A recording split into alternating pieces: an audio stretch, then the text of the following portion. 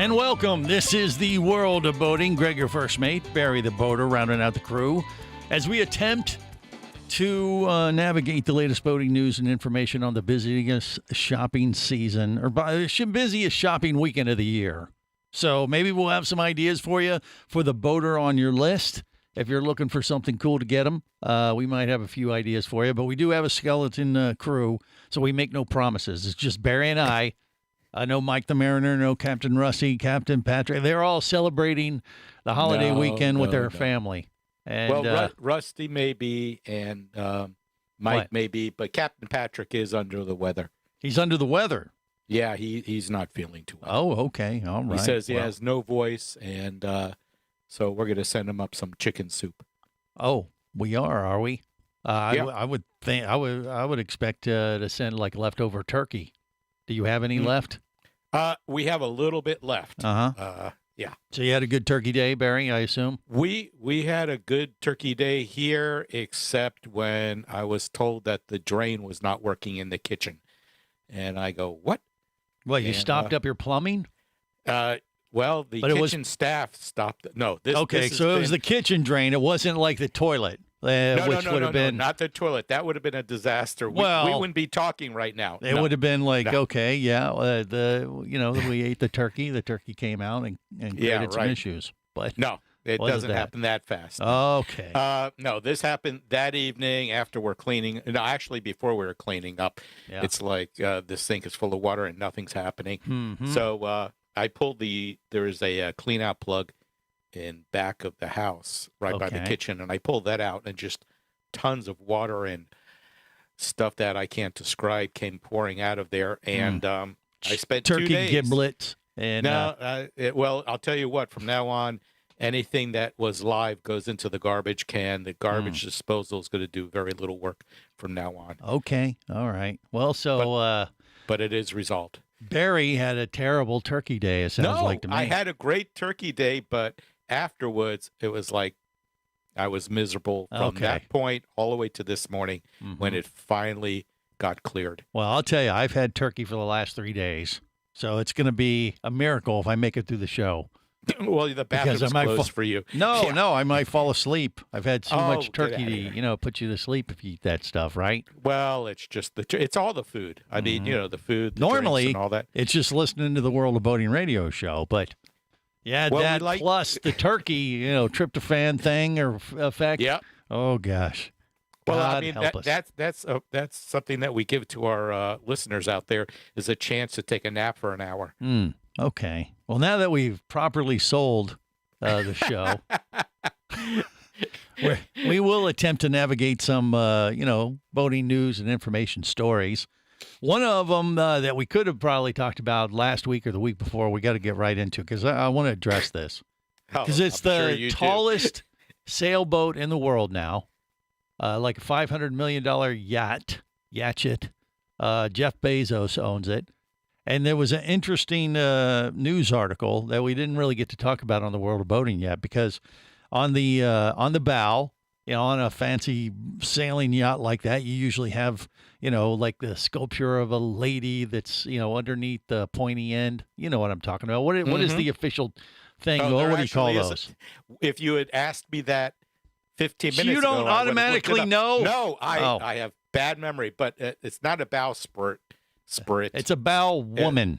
But it's for good luck. Right. But, it's a fairly, typical It's usually adornment. A voluptuous woman. And it is on this yacht. I forget what the name of the yacht is, but it's, it's the tallest sailboat in the world now, owned by Jeff Bezos. And everybody's, making comments about it that, whoa, it looks nice. And they noticed that the lady on the bow there looks like his current girlfriend. And she promptly said, "Oh no, it's not. My boobs aren't as big as that one." What? Well, that was an interesting observation on her part.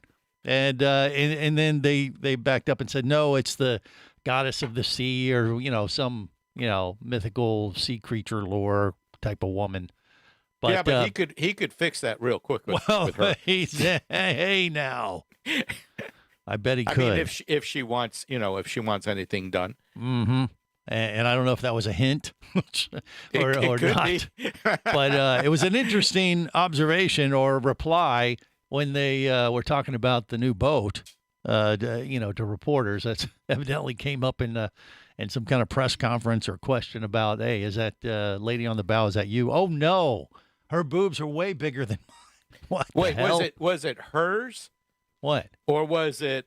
No, that's what they were asking. Like, is that your current girlfriend? Yeah, I understand that. But he said no. She said no. The boobs are too big, and he's like, no, it's the goddess of the sea, or some mythical goddess. I forget. They actually say who it. He said who it's supposed to resemble, but there was a lot of chatter thinking that Jeff Bezos had put his latest girlfriend on the bow of the boat. Okay, it's a mythological figure named Frigga, the Norse goddess of love, fertility, war, and gold. Wow, that covers all the bases. Okay. She emphasized she made the plus-breasted gesture. Yeah, she's evidently that goddess is well endowed, and more so than his current girlfriend. Yeah, I mean, if she's the goddess of gold, she must have the money for it. Well, I don't know, if that was a thing. That's our best story today, huh? Well, I didn't say it was the best. I just said we needed. Well, I wanted to address this. It's like you got all the money in the world. This is important, and this is what you're going to spend it on. And then people are going to question you. And then does that put him in an awkward position too? Like, well, of course it's her. Yes, he's probably thinking, oh crap, why didn't I think of that? When the reporters were asking. I wonder if that went through his mind. But regardless, it is an impressive vessel. What went through his mind is probably a shoe that she threw at him. Oh, boy.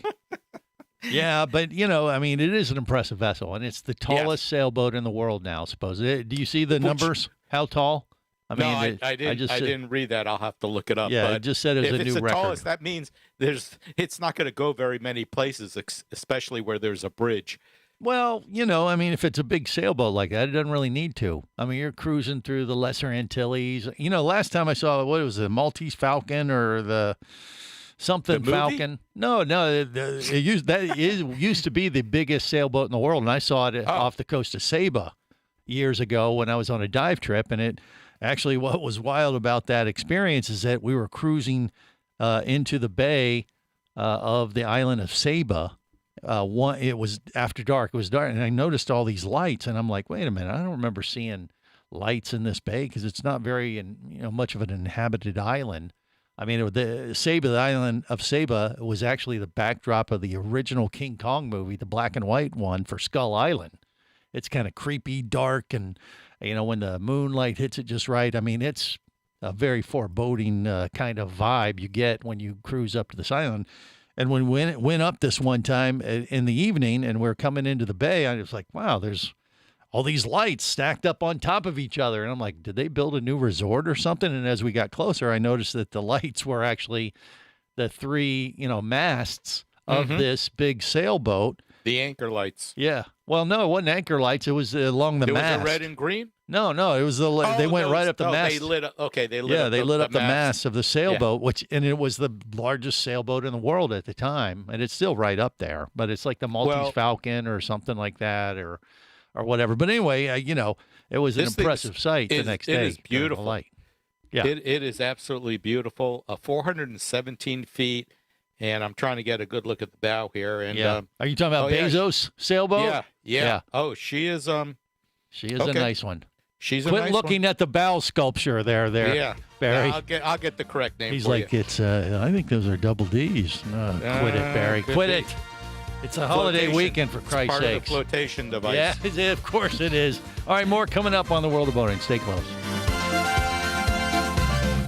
You're listening to the World of Boating Radio Network.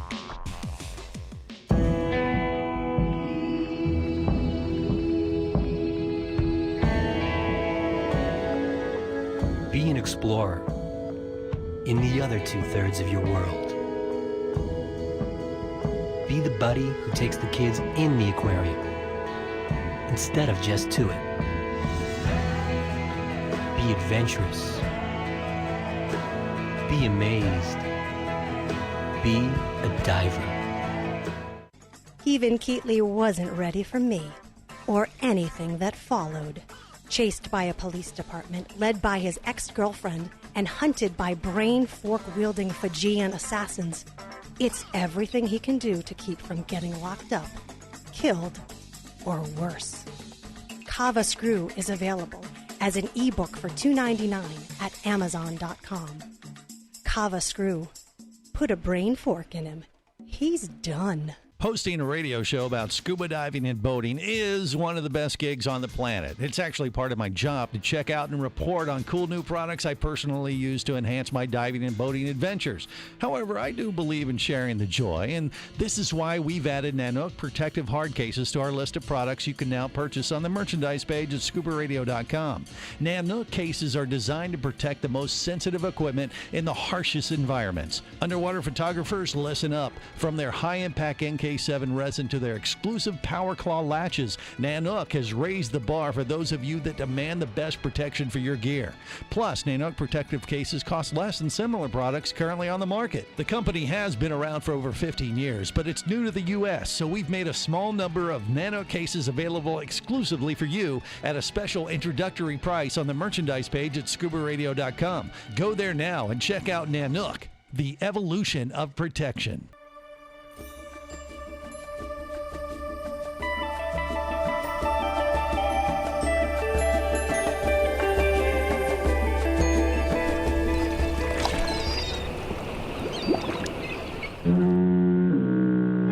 Successfully navigated the Sea of Commerce and now are clear to cruise with the World of Boating. I do like the water. The radio show devoted exclusively to the boating lifestyle. The sun, the sea air, good friends. Brought to you by worldofboating.com, your internet portal for the boating enthusiast. Beat it, Turkey. I'm in the middle of some Thanksgiving. Turkey time, turkey time. Turkey time, turkey time. Gobble, gobble, gobble, gobble, gobble, gobble, squad. Gobble, gobble, gobble, gobble, gobble, gobble, squad. Gobble, gobble, gobble, gobble, gobble, gobble, squad. Okay, I think we get the idea. You're going to clog up the plumbing after Thanksgiving if you had that experience. Barry says it had nothing to do with that, with his plumbing issue there after Thanksgiving, but I don't know. Yeah.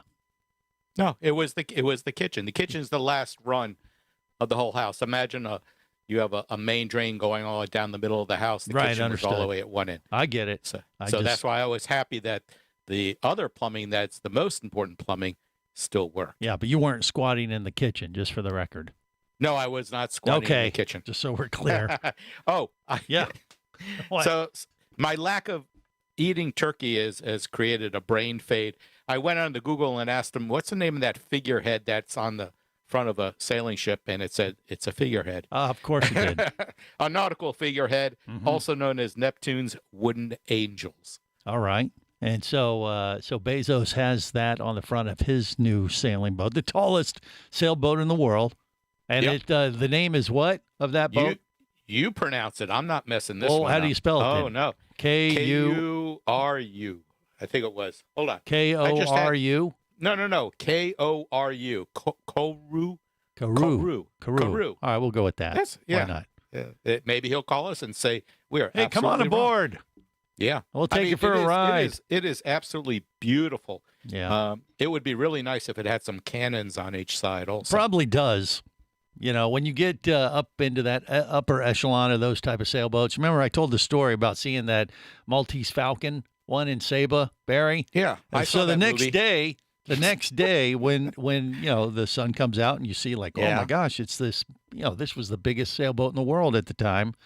I talked to the boat captain and I said, hey, can you radio those guys and tell them Greg from World of Boating is on the boat and he'd like to come over and take a tour?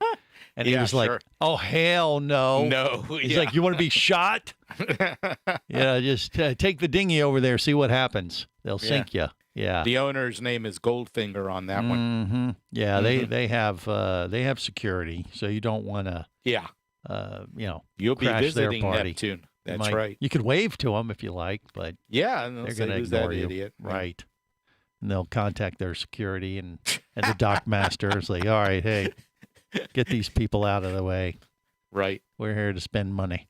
All right. Well, anyway, that's one issue going on, as far as boating news and information. Another thing going on, being that it is, it is the busiest shopping season or shopping weekend of the year, and you might be out there, looking for stuff for the boater on your list, and we'll get into that in just a bit. But you might just be avoiding the crowds, and the best way to do that is out on a boat. And so it is a very busy boating weekend, especially down in Florida. Maybe not so much, in the Midwest and stuff because things have cooled off and people have their boats stored. But in Florida, it's full tilt and probably to the point where you're asking for trouble if you go out this weekend trying to avoid the crowds because the crowds are out on the water too, especially in your neck of the woods. Am I right there, Barry? What do you think? Yeah, the weather's been a little iffy. I mean, we have some showers rolling in and all that stuff, but I believe the marine forecast was pretty quiet today, so the winds have died down. I'll have to take a look at that. But that still doesn't, tap down the adventures and excitement there at the Holliver Inlet. Whereas world-renowned for YouTube videos, you want to just waste your life away, just pull up Holliver Inlet there in South Florida, and the videos are hilarious. You could pull up wavy boats. That'll do it too. I mean, when you have people out there every day at the inlet with cameras at the ready, right, then it must be a busy place, and there must be crazy going on there. Right. A boat did have a problem where some people had to be rescued out of the water there, and they weren't wearing life preservers. When I go through that inlet, I have my inflatable preserver on. Yeah. Well, exactly. Mean, it's, the only, camping out at a boat dock is kind of fun entertainment this weekend too, but Holliver Inlet every single day, they got the YouTubers or they're lined up along there with their cameras because they know the show literally happens every day. It's something about the water there with the inlet. It's just crazy waves. And what's going on? I don't know what it is, but it's constant, right? Okay, so you have a few inlets along the Intracoastal. You have one up at Port Everglades, and then you have, I think, about 5 or 6 miles, maybe more, between that and the next inlet, which is Holliver. Yeah. And then you have to go even further down to get to Miami Beach and then find another inlet there. So you have a massive amount of current going through there at every tide change. Right. So think about it. If you have an outgoing tide and our winds are prevailing from the east all the time, when you have those two things meet at Holliver, you get these big churning waves up there. Yeah. Now people that, run it constantly, they kind of know what times to avoid. But if you're, a weekend warrior or a holiday boater, which is what's going on this weekend, and you don't know the times to avoid and you get out there, well, just know the camera's rolling and you might be the star of the next boating viral video. Well, people, they make their plans. Doesn't matter what the weather is. Number one, they don't check to see what's happening with the tides before they go out. Sometimes they'll find out when they get to the ramp. If you go to John U. Lloyd, well, that's not the name of it anymore, but that's the name I still use. Right. If you go to that ramp and the water's all the way up near the top of the dock, you're at high tide and it's easy to leave. Of course, if you're going to come back about 8 hours later, it's probably going to be very low tide. And for some boats, it'll be impossible to load your boat. Well, yes. And if you just look out over the coast, it may not look bad at all. It might be 1 to 2 foot seas. And you're like, oh, that looks like a great day. But if you hit the inlet at the wrong time when the tide's going, it is insane how big the waves are. And it catches a lot of people off guard. And God forbid they're not prepared. People are flying all over the place, and one person's mistake and demise is the other person's entertainment. Right. So, and you have the Hillsborough Inlet, which you and I have gone out of plenty of times because we go on South Florida Dive Headquarters boat. They go out of there. Yeah. And there have been times, with Captain Dave, one time we sat at that inlet for about 20 minutes before he felt comfortable. He was timing out the waves. Right. And felt the right time just to punch through it. Because if you're coming back in, you got to almost like surf your way back in on the waves. Well, yeah, you have a following sea, which is the waves are kind of pushing you in. If you go too fast, you'll go over the next wave and you may end up what do they call it? Diving your What? pole Diving pitching. Pole pitching. The bow of the boat will actually dig into the water. Yeah, and your There's a face term will that- yeah. go into the steering wheel or into the helm or into the I mean, floor there board is- of your if- vessel. Right. If you go to Wavy Boats, you'll see there is one boat that looks like a submarine. As they're trying to get out of this mess, they Right. keep pushing the boat forward. It keeps going deeper. Trust me, it's way more fun to watch those videos on YouTube than to actually be in one of them. Yes. That's our 2 cents of information in that regard for this holiday weekend. More coming up on the world of boating. You're listening to the World of Boating Radio Network. Traffic sucks, unless you're scuba diving with Mike Scott. Mike glanced down at his dive computer. It showed less than 50 psi left in his tank. Probably just a few more breaths. Or riding shotgun in a thrilling car chase. One bullet hit the Jeep's windshield, spiderwebbing the passenger side. Mike shifted into second gear and felt the Jeep leap forward. This just got serious. Escape your commute with audiobooks from author Eric Douglas. Download to your phone. Go to booksbyeric.com or audible.com. Do you have a message or product you need to share with the boating world? Well, look no further than the World of Boating radio show. Just like you, thousands of boating enthusiasts are hearing this message, and we could be talking about you and your product or service as early as next Saturday. Remember, a terrible thing happens when you don't advertise. Nothing. Go to worldofboating.com, send us an email, and let's get to work to make your marketing message matter.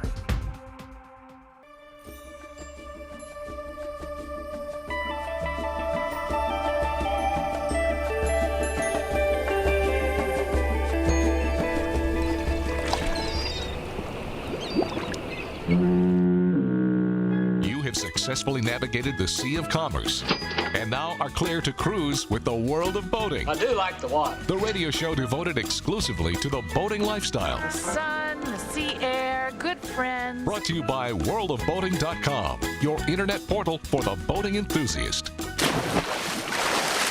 I refill your eggnog for you? Get you something to eat? Drive you out to the middle of nowhere? Leave you for dead? But that's just what you do at this time of year, right? Three or four more weekends of this music from Don't, you. you love that, though, don't you, Barry? Somewhat. Yes, Yeah. just say yes. I'll just say yes. Right. And, yeah, we got plenty of it, trust me. So more of that to come. You've been warned, and we apologize in advance. All right, so some other boating news and information that a lot of this you'll find on the World of Boating Facebook page, by the way. If you want to subscribe, we appreciate it. And stay up to, up to date with the passengers of the World of Boating radio show. One of them involves a sinking. What are the odds? A boat, water, sinking. This wasn't at Haulover Inlet, but it could have been, maybe. I don't know. So what's the story there, Barry? What happened? Well, it still was on the Intracoastal in Martin County. Okay. So apparently a couple of guys went out during a small craft advisory in their 15-foot skiff because they have crab pots out there in the Intracoastal. Right. And somebody wanted wanted crab instead of turkey? Is that what happened? It's possible. I don't know what kind of crab they were looking for. I know that on the Gulf side, you have stone crabs. I've only seen one stone crab diving on this side in my life. So I don't know if we have them out here. Oh, no, you do. Yeah, you We can get do? stone crab down there off the coast of you can get- Miami, for sure. Oh, okay. Maybe Yeah, all they further do. down you can. Mm-hmm. Yeah, it's But- a little further down than Fort Lauderdale. But, yeah, there's some places I know of just south of Fort Lauderdale into Miami that a lot of freediver friends of mine like to frequent for Florida stone crab, which and they are in are season. delicious. Yes, yeah. they are. But they usually, they dive down for them. They usually don't do the trap thing, at least my friends. But that's the thing. You can use the traps. It's more popular on the, on the west side of Florida in the Gulf for sure. And it's very popular down there, by Everglades City and Fort Myers and Marco Island. Down there, southern, west side of Florida is really popular for stone crabs. But yeah, they got them on the other side too, and that's where these guys were. And yeah, they were out there pulling up their trap, and Mhm. apparently a wave came over the bow. Remember, it's a 15-foot boat, so Yeah. there's not much not much gunnel between the water and the top of the boat. Okay, And so if you look this at the was picture, a weather issue, though. They shouldn't have went out at all. They shouldn't have. Yeah, they shouldn't have gone out. The seas were a bit rough last week before the weekend rolled in here. And remember, it's November in Florida. We don't get winter like they do up there, but the cold fronts do creep down and they do churn up the seas a lot. Well, the winds pick up. That's right. The winds pick up and then they churn up the seas. So if you look at the picture, it's hilarious. Captain Patrick's going to have to explain to me how this 15-foot boat was not floating, because the only thing you see left is the bimini.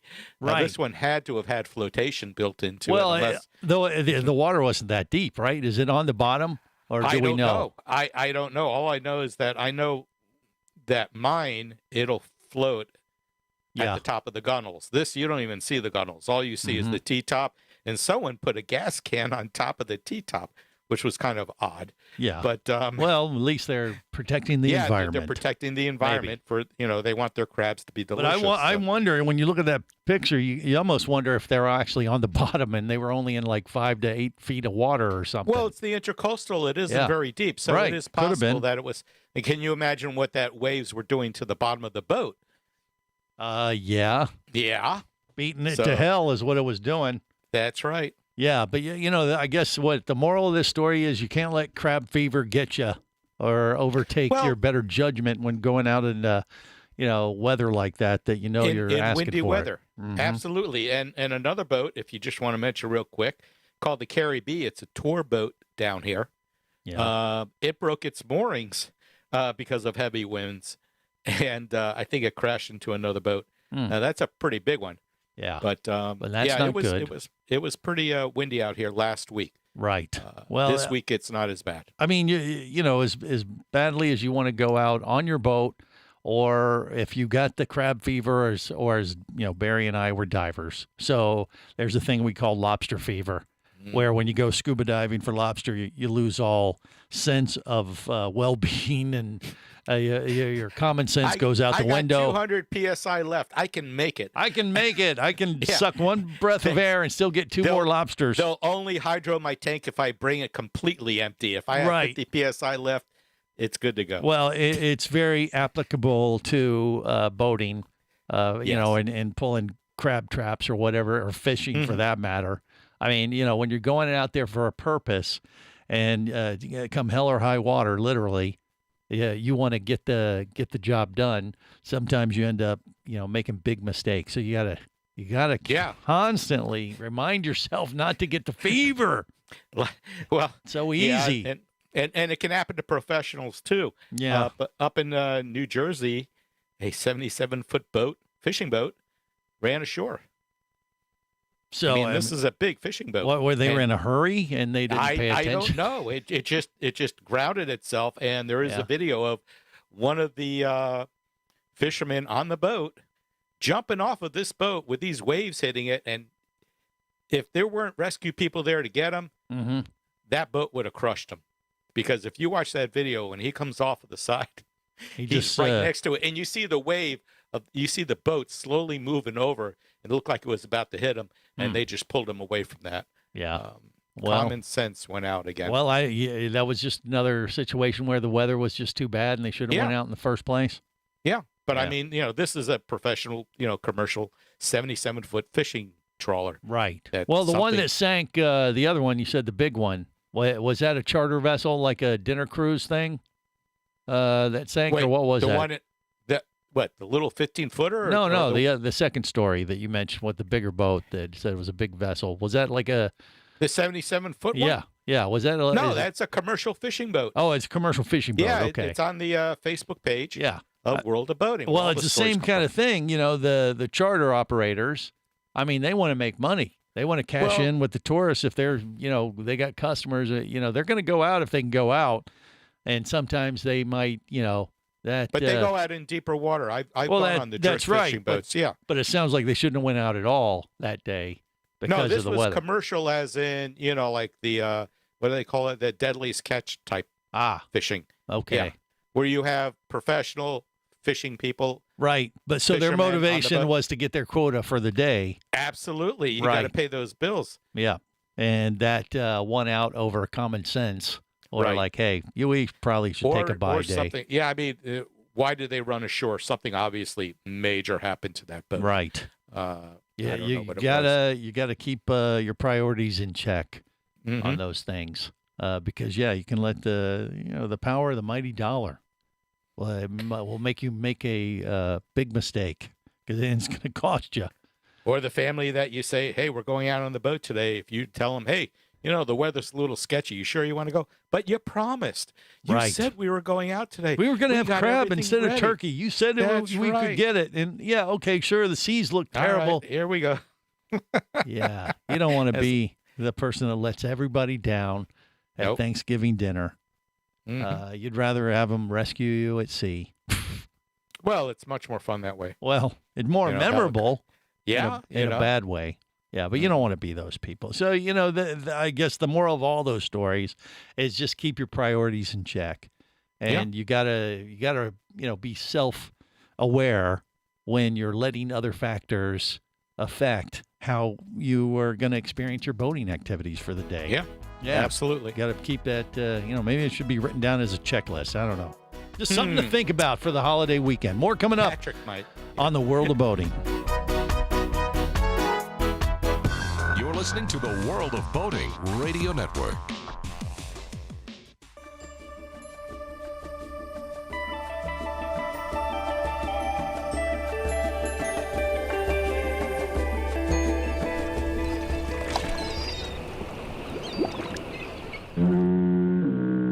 You have successfully navigated the Sea of Commerce and now are clear to cruise with the World of Boating. I do like the water. The radio show devoted exclusively to the boating lifestyle. The sun, the sea air, good friends. Brought to you by worldofboating.com, your internet portal for the boating enthusiast. What do you get the person who has everything already, huh? I can only think of one thing. A friggin' yacht! So we can have parties on there? Well, it's gonna be kind of hard to do that after I do this. Merry Christmas! Ho, ho, ho, ho, ho! Wait, where are you guys going? I saw 3 ships come sailing in on Christmas Day, This is the World of Boating. Greg, your first mate. Captain Patrick not here. Mike the Mariner not here. Captain Rusty not here. However, Barry the Boater is. So you'll have to deal with it. I'm the last on the list. Well, hey, we have a skeleton crew, but we're doing okay here on this holiday weekend as we navigate the latest boating news and information. All right, so it is the busiest shopping weekend of the year, and you may have a boater on your list. You may have a boat passenger on your list that you got to take care of. What should you get them? And we have a few ideas, or at least Barry does. So we'll run through a few ideas, might spark an idea. Remember, boating, maybe just taking them out on a boat and printing out a gift certificate. Like Barry, you could say you could give your family a day out on the water with Barry, your boater's your captain, and you get to spend quality time with me. And then, of course, they'll wad up the certificate and throw it back in your face like, I want diamonds! And I'll be Where's them? sleeping- Show me the money!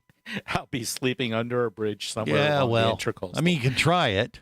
And Yeah, I could try it. So there's some people out there that they might be able to get away with that. Well, I'll do that with you. Oh, you'll give me a free boat trip? I'll give you a gift certificate for a free boat trip. Okay, well that's fine. I'll take it. Yeah, I'll make sure I put lots of What? little what is it? The rules that you have to follow in order to. Oh, there's rules. Yeah, there's always rules. Okay, have to wear You have clothes. You have to wear clothes. Uh-huh. It has to be between a certain date. Right. Let's say January 32nd and February 1st. 32nd, huh? Okay, well, we know how I rate with Barry the Boater. Oh, that's not true. But what are there? I mean, there are some good ideas. Like, what would you suggest, Barry? There are a lot of good ideas, but after some of the stories we told today about boats sinking and capsizing and all that, you probably, I mean, a lot of people don't like to wear their life jackets because the ones they usually get with their boat are those orange ones that are already filled with foam and they're uncomfortable, and those are more like, after you sink, you wish you had it on. Right. Inflatable life jackets. You were kind enough to get me a couple of inflatables at a reduced price. Yes. Back when I bought Surprise, and I've worn them ever since. Now, the ones I have are auto inflatable, and they need to be updated every 3 years in order to be considered good to go. But they're very fashionable. They just look kind of like fancy suspenders, and they don't limit your movement or anything. Exactly. Right. And you have a choice between an auto inflate one and manual inflate. If you're the type of person that tends to fall into the water a lot, but you know how to swim, I would probably go with the manual inflate because the recharging kits can be rather pricey when you have to change them out for the auto ones. Well, wait a minute. If you are the kind of person who has a tendency to fall in the water a lot, let's say that you go over to haul over a lot and you got to throw your anchor out, and sometimes you trip and you end up in the water. You wouldn't want your automatic. Does that happen to you more than once? It's happened at least once. Wow. So you don't want your life jacket, auto inflating, because although it does its job, now you have to spend about $100 to recharge it, to get it rebuilt. Okay. So they have personal flotation. Mustang has one.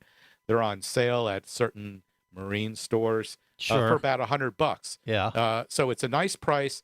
It is absolutely, you give it to someone and they'll say, "Oh, that's wonderful, thank you."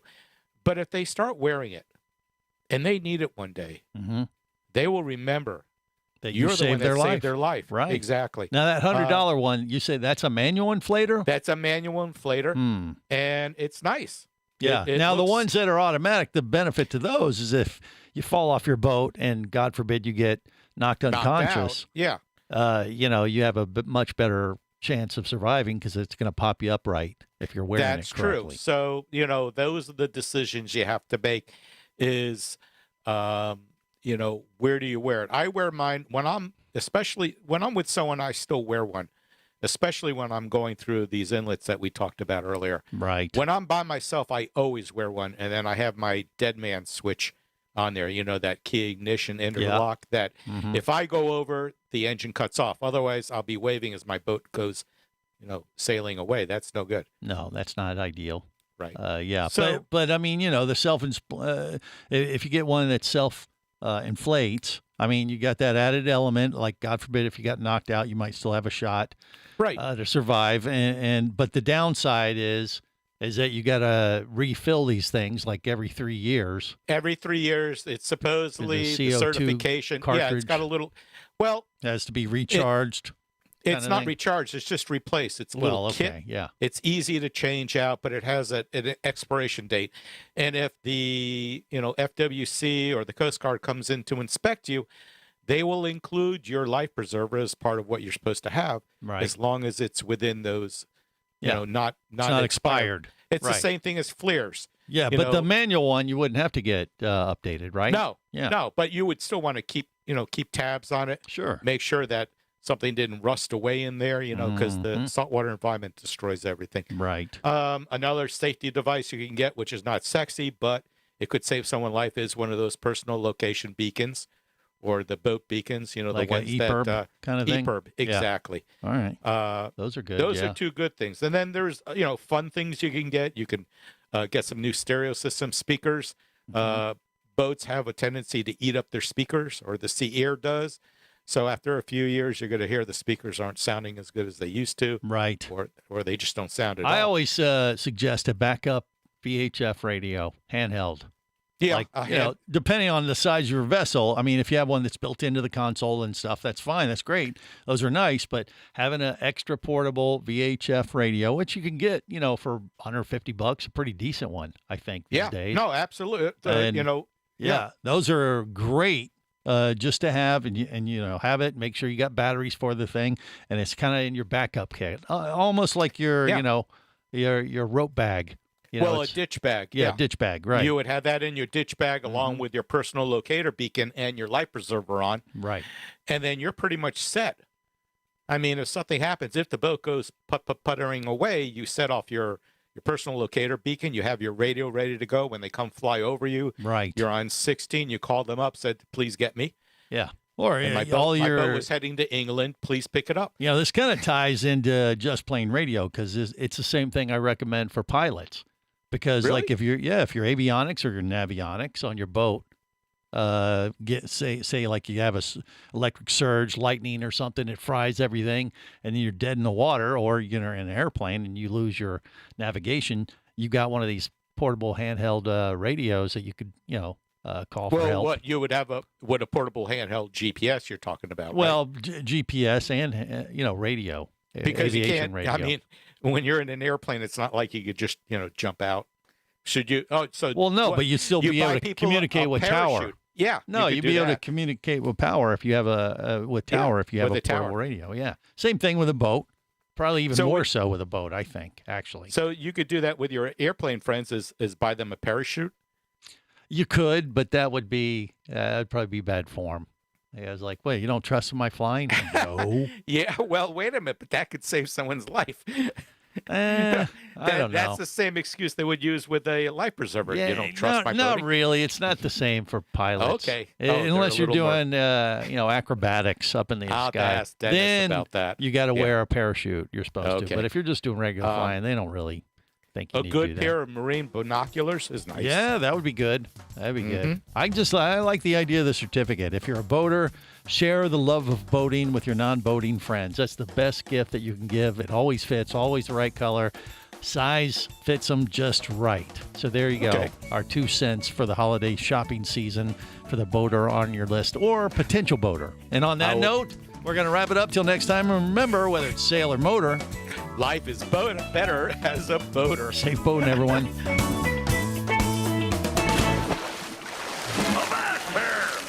Here, you barnacle-bitten swab. World of Boating is brought to you by worldofboating.com, your internet portal for the boating enthusiast. Any of this getting through to you, son? World of Boating is a production of Overboard Entertainment Incorporated. Computer standing by. Remember, you can listen live or to archives of past shows worldwide over the internet at worldofboating.com. Computers can do that? So tell a friend and come aboard every week for the World of Boating. This is so great. I can't wait. I'm getting goosebumps. Feel me. Feel me. The radio show devoted exclusively to the boating lifestyle. TTFN, ta-ta for now. The opinions you just heard on the World of Boating are those of the hosts, callers, and guests. They are not necessarily those of any station or network, its management, or advertisers. What are you being such a weenie for? While on the water, your safety and the safety of many others depends on you. So boat smart and operate your vessel only after receiving the proper training and instruction for your area. There is a fine line between genius and madness. Have any questions or comments? Feel free to do so via the web at worldofboating.com.